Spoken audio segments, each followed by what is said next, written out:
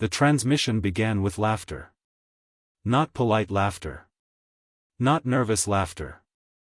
But the kind that carried power, the cruel, effortless amusement of beings who believed the outcome had already been decided long before the meeting even began. It rolled through the grand convocation chamber in metallic echoes, bouncing beneath vaulted ceilings forged from crystalline alloy and illuminated by drifting artificial constellations. Thousands of suspended lights shimmered above the delegates like imprisoned stars, bathing the chamber in pale silver and ghostly blue. At the center of it all stood one human. Ambassador Adrian Vale did not move. He stood alone on the circular obsidian platform reserved for species facing formal judgment before the Galactic Council, hands clasped behind his back, black diplomatic coat hanging motionless despite the cold currents flowing through the chamber. Around him towered the representatives of 200 civilizations, towering insectoid warlords wrapped in gold armor, pale synthetic intelligences flickering with holographic skin, reptilian monarchs whose glowing eyes narrowed with visible contempt. Some whispered openly. Others didn't bother hiding their smiles. To them, humanity was finished. The great human trade routes had collapsed decades ago. Colonial borders were shrinking. Refugee convoys drifted through outer sectors like ghosts begging for protection. Every report reaching the Council painted the same picture: Earth was cornered, isolated, and weak. And now, after 13 allied empires demanded unconditional submission, humanity had finally sent a representative to negotiate terms. Or surrender. High Chancellor Varen leaned forward from his elevated throne of white metal, claws tapping slowly against the armrest. The towering alien's voice cut through the chamber with surgical calm. Humanity stands accused of military deception, unauthorized fleet expansion, and destabilization of Council territory. Another wave of laughter followed. Louder this time. Massive holographic screens ignited around the chamber, displaying images of burning human colonies. Orbital bombardments. Destroyed defense stations. Human civilians running through smoke-choked streets beneath crimson skies. The Council had already begun dismantling humanity before the trial was even complete. Vale forced himself not to react. But inside, rage clawed at his chest. He remembered Luna Prime burning 3 weeks earlier. Remembered the screams over emergency frequencies. The endless civilian distress calls. He remembered watching a little girl standing alone on a shattered docking platform, clutching a stuffed animal while evacuation ships abandoned the colony overhead because there was no room left. The Council called it strategic containment. Humanity called it slaughter. Still, Vale remained silent. Because anger was exactly what they expected. And for the first time in centuries, humanity needed the galaxy to underestimate them just a little longer. The Chancellor rose from his throne, towering nearly 4 meters tall beneath flowing ceremonial robes. You appear remarkably calm for a representative of a dying species. The chamber quieted. Every eye fixed on the lone human standing beneath artificial stars. Vale slowly reached inside his coat. Instantly, security drones descended from the ceiling with weapons primed. Alien guards shifted forward. Several delegates recoiled, expecting violence, assassination, desperation, some final emotional act from a broken civilization with nothing left to lose. But Vale simply removed a small black data shard no larger than a finger. Matte black. Featureless. Silent. He stepped forward once. The sound of his boots echoed across the chamber like distant gunfire. Then he placed the shard onto the glowing council table. Softly. Carefully. And suddenly, the laughter stopped. Vale lifted his eyes toward the High Chancellor. For the first time since entering the chamber, something changed in his expression. Not fear. Not desperation. Pity. His voice emerged calm and terrifyingly steady. Before you pass judgment on humanity, he said quietly, you may want to count our dreadnoughts again. For 3 centuries, humanity had perfected the art of disappearing. To the rest of the galaxy, Earth looked wounded. Weak. Fading. Human territory maps shrank year after year across interstellar broadcasts, their once expanding borders collapsing inward like a dying star.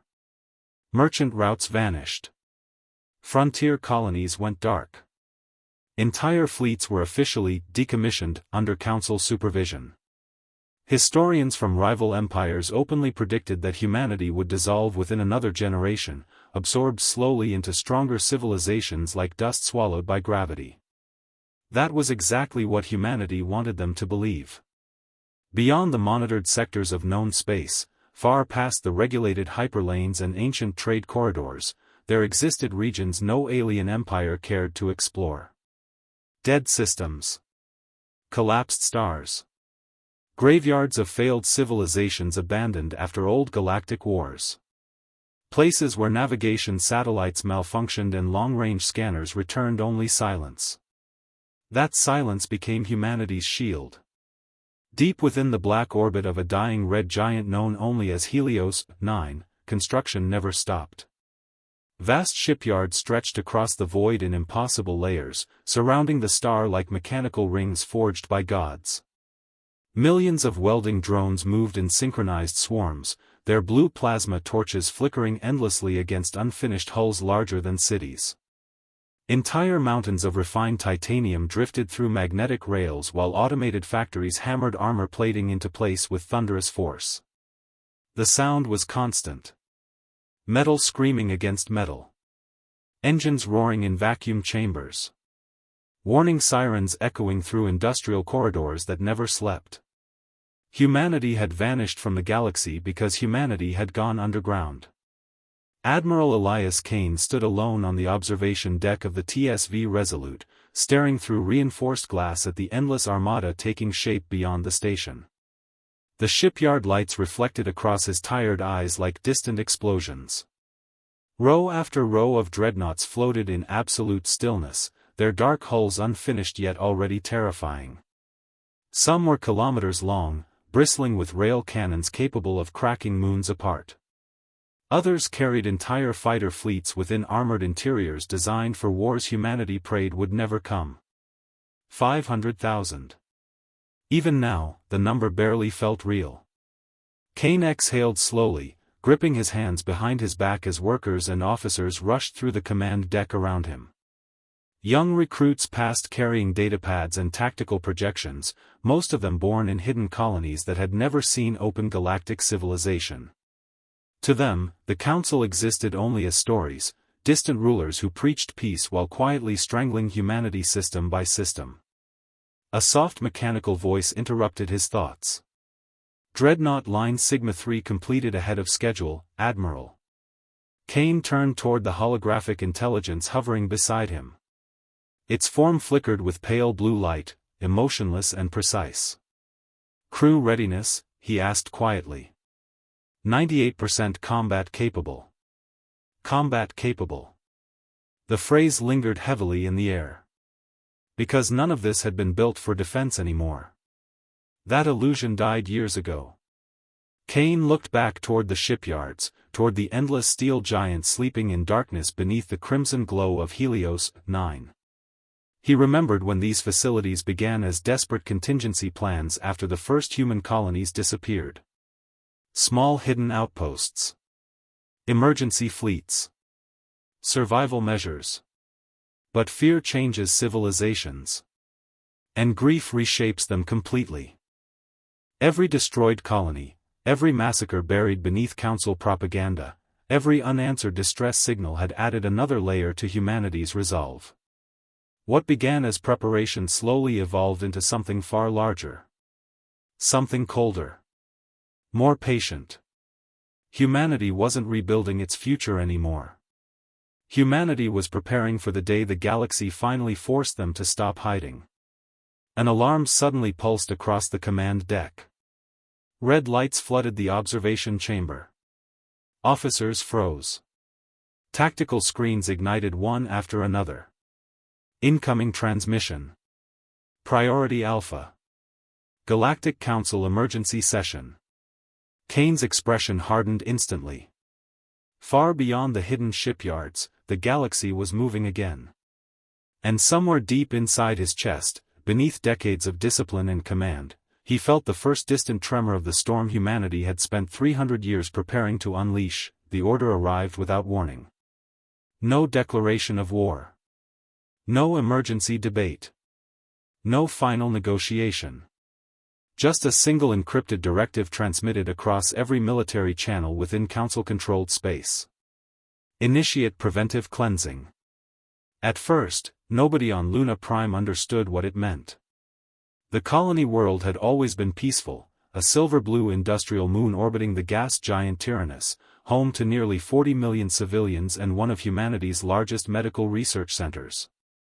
Children filled the public transit domes every morning. Cargo freighters drifted peacefully above glittering cities connected by illuminated skybridges.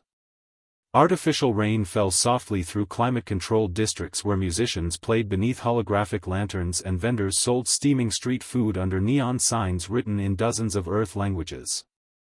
Then the sky changed. At exactly 4:17 local time, every orbital defense satellite over Luna Prime went dark simultaneously. Communications collapsed seconds later. Massive electronic interference swallowed civilian networks in waves of static. Across the capital city of New Carthage, people stopped in the streets and looked upward as strange shadows emerged beyond the clouds. Warships. Hundreds of them. Alien destroyers descended through the atmosphere like falling mountains, their hulls glowing red from atmospheric burn. Sirens erupted instantly across the colony. Emergency drones screamed overhead. Giant evacuation screens ignited on skyscrapers with flashing crimson warnings. Seek shelter immediately. Hostile fleet detected. Panic spread faster than the alarms. Families ran through crowded transit corridors clutching children in their arms. Hover vehicles collided midair trying to escape the city sectors. Somewhere in the distance, a woman screamed as the first orbital strike hit the outer districts. The explosion shook the entire skyline. Glass rained from towers. Fire rolled upward into the darkening heavens like a second sunrise. And still, the Council fleet kept coming. Far above the chaos, Admiral Elias Kane stood aboard the TSV Resolute watching Luna Prime die in silence. The massive tactical display before him flickered with casualty projections climbing faster than his officers could process them. Entire civilian zones vanished from the map one by one beneath concentrated bombardment patterns. No military targets. No strategic objectives. Just extermination. Kane's jaw tightened as another emergency transmission filled the command deck speakers. Please, if anyone can hear us, the evacuation ports are gone, there are children trapped below Sector 12. Static swallowed the voice mid-sentence. Around him, human officers stared helplessly at their stations. Some looked furious. Others looked hollow. One young communications lieutenant quietly removed his headset and lowered his face into trembling hands after recognizing the voice of his sister somewhere in the collapsing colony below. Kane said nothing. But inside him, something was breaking. Then the live orbital feed shifted automatically toward docking Spire 7. A little girl stood alone on the platform. Maybe 6 years old. Smoke drifted around her as evacuation sirens wailed across the station. She clutched a worn stuffed animal tightly against her chest while thousands of terrified civilians surged past her toward overcrowded refugee transports. Her eyes searched every face desperately, waiting for parents who were never coming back. One refugee shuttle lowered briefly toward the platform. People screamed. Pushed forward. Begged for entry. Then the shuttle doors closed again. Full capacity reached. The engines ignited. The little girl never moved as the ship lifted away without her.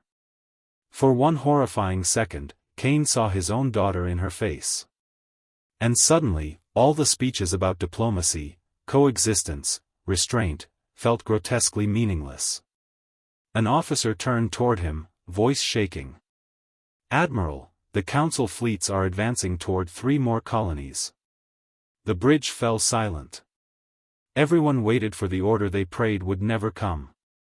Kane slowly walked toward the central command console.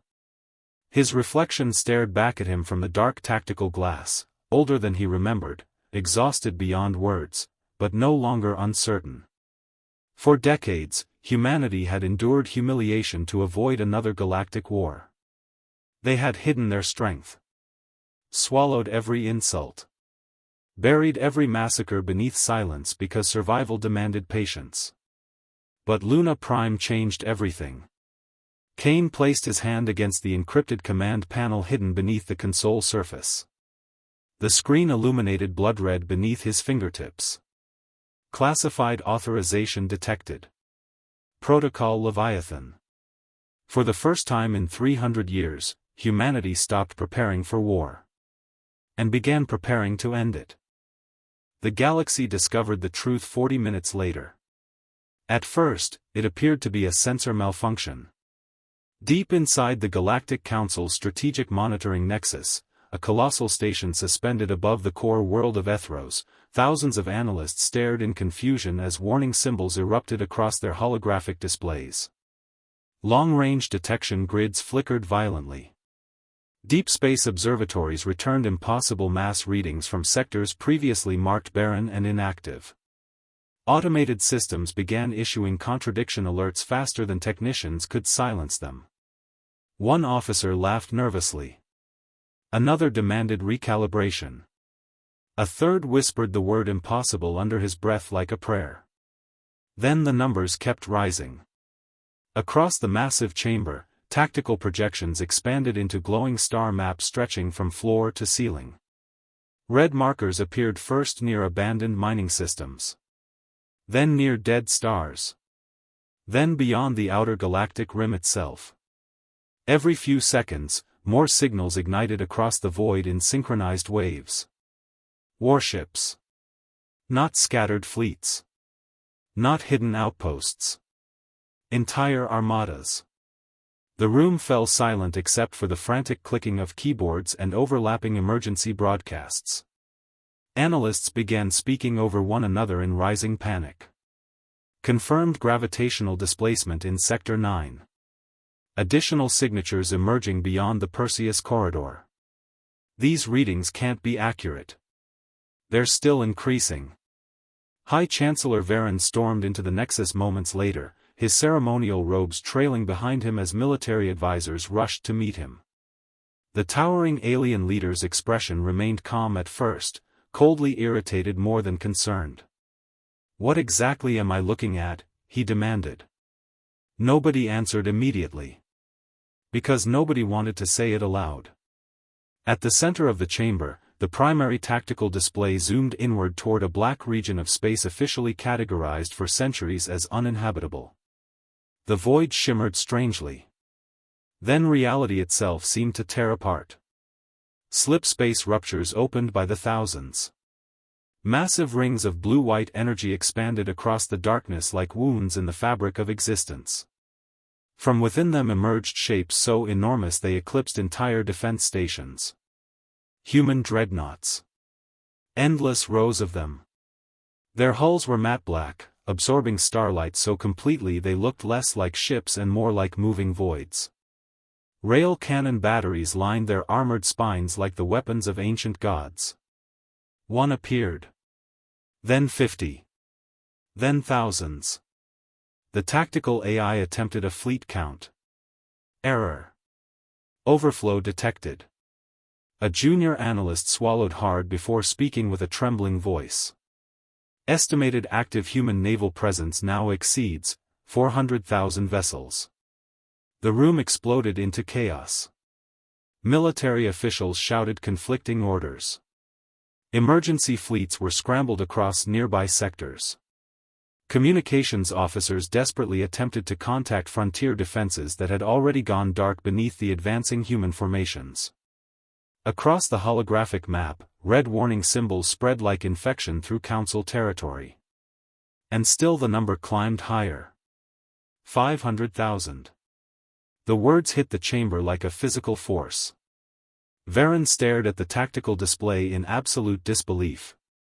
For decades, the Council had monitored humanity constantly, tracking their trade, limiting their military growth, restricting expansion treaties, dismantling their influence piece by piece. Every intelligence report claimed the same thing: humans were fractured survivors clinging to relevance. Weak. Predictable. Contained. But this was not a weakened species. This was a civilization that had vanished into darkness and spent centuries sharpening itself into a weapon. Then new footage appeared on the central screen. An abandoned moon split open from its core like a mechanical shell, revealing a hidden shipyard stretching for thousands of kilometers beneath the surface. Countless dreadnoughts powered online simultaneously, their engines igniting one after another like stars awakening in sequence.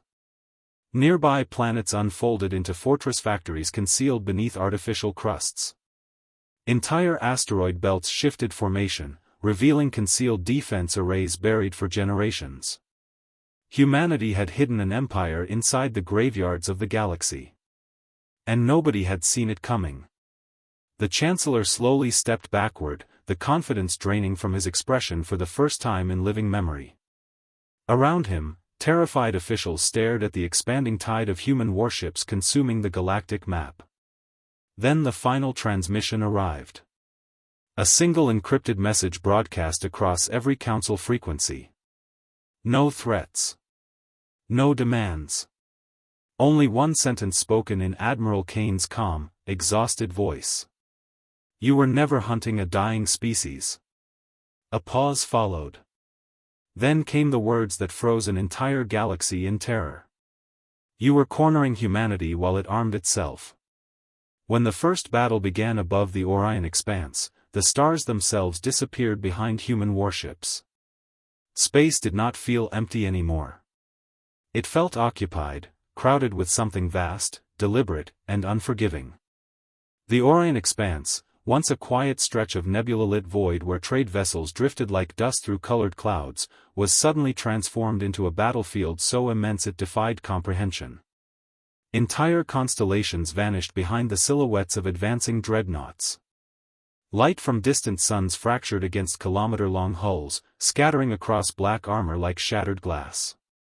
Admiral Elias Kane stood at the heart of it all aboard the TSV Resolute, but even his flagship felt small now, insignificant against the scale of what humanity had unleashed. Tactical displays flickered violently as enemy formations attempted to reorganize. The Council fleets, once confident and overwhelming in their coordinated dominance, now looked like scattered sparks drifting toward a collapsing sun. The first volley came from the alien armadas. Beams of concentrated plasma tore through space in jagged lances of incandescent energy, ripping across vacuum faster than thought itself. Entire sectors lit up as shield arrays across human formations flared into existence, vast overlapping energy fields forming geometric patterns that absorbed impact after impact. The strikes didn't just collide with armor. They collided with centuries of preparation. And humanity did not retreat. Kane watched as the human front line advanced instead. Dreadnought Sigma-class vessels surged forward in disciplined formation, their engines burning blue-white trails through darkness. Rail cannons rotated in synchronized arcs, locking onto targets across distances measured in light seconds. The moment fire control systems confirmed trajectory alignment, the void itself shattered. Mass accelerators fired. There was no sound in space, only consequence. Alien cruisers, some the size of continents, were punched apart by kinetic projectiles traveling at relativistic speeds. Hulls folded inward like crushed metal paper. Entire squadrons vanished in single coordinated salvos, reduced to expanding clouds of molten debris and fractured energy fields. Still, the Council fleets refused to break. They surged forward in desperation now, abandoning formation discipline, trying to overwhelm human lines through sheer volume. It was a mistake. A fatal one. Because humanity had not built its fleet for reaction. It had built it for inevitability. Inside the Resolute's command deck, alarms screamed in overlapping layers. Officers shouted coordinates. Navigation AI systems recalculated battlefield geometry in real time as entire fleets shifted positions like pieces on a collapsing chessboard.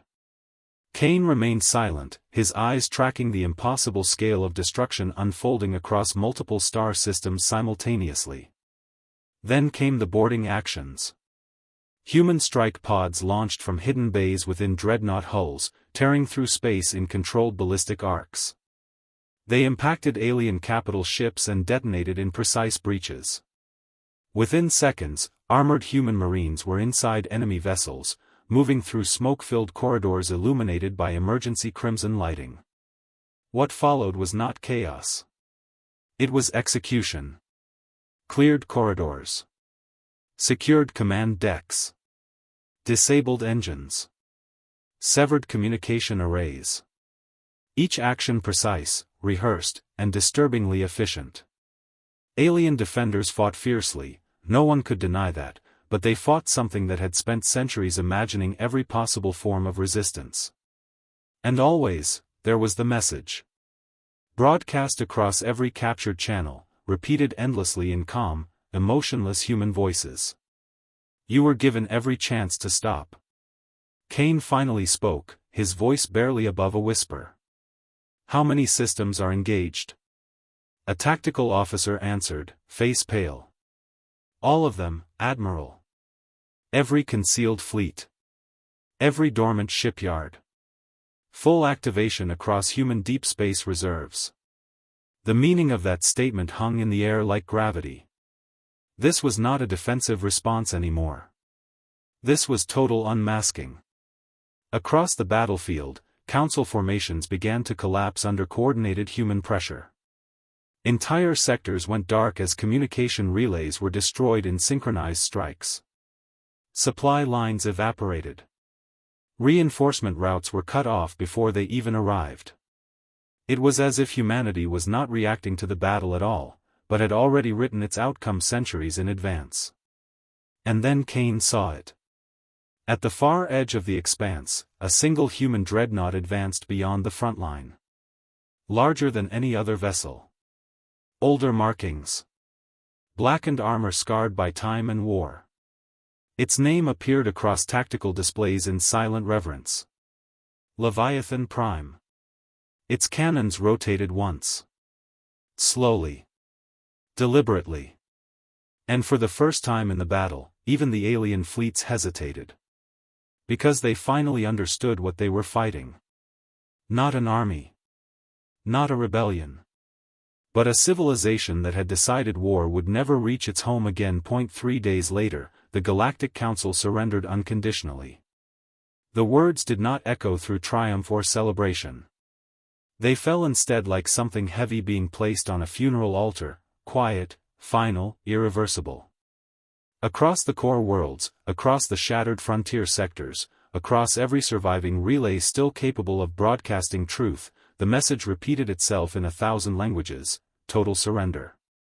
Not negotiated. Not conditional. Not delayed. Absolute. The galaxy did not cheer. It listened. In the Grand Convocation Chamber, the same hall that had once erupted in laughter at humanity's supposed weakness, silence now pressed down like a physical weight. The artificial constellations above flickered faintly, their once brilliant glow dulled as if even the stars themselves refused to witness what had become of galactic order. Delegates who had arrived weeks earlier draped in confidence now stood in fractured formation, armor scorched, robes torn, mechanical bodies flickering with failing energy cores. Some could not meet each other's gaze. Others could not stop staring at the empty space where human delegates once stood. There were no humans present for the surrender. Only their absence. Admiral Elias Kane stood far away from the chamber, aboard the TSV Resolute, watching the broadcast unfold across fractured holodisplays. The war had ended, but the exhaustion had not. Around him, crew members moved slowly, as if unsure whether movement itself was still permitted.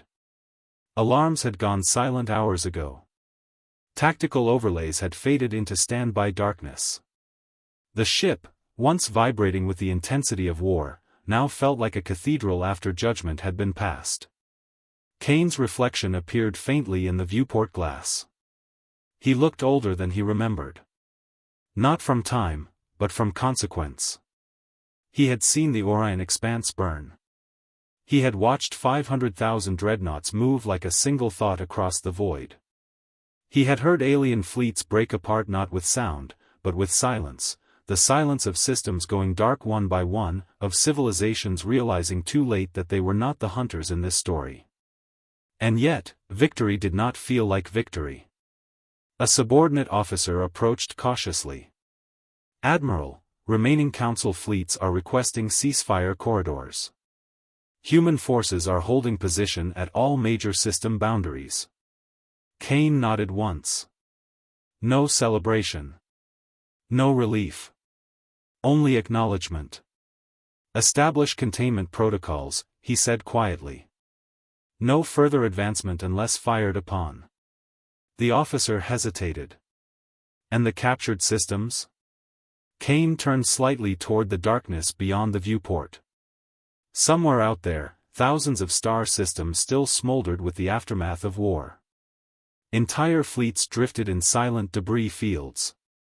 Broken stations rotated slowly through empty space like tombstones. "Secure them," he said. "Not for control. For stability." Then he paused. Because something about those words felt wrong. Control. Stability. Order. The same language the Council had once used to justify its own violence. A long silence passed before Kane spoke again, softer this time. "And open humanitarian channels. For everyone left alive." Across the galaxy, human dreadnoughts held position in absolute silence. Not as conquerors. Not as liberators. But as something far more unsettling, witnesses to the end of an era. Their weapons cooled. Their engines dimmed. Their formations stabilized into defensive grids around devastated regions, ensuring no further collapse would follow. On distant worlds, alien populations emerged slowly from hiding. Some looked to the skies in fear. Others in disbelief. A few in something approaching understanding.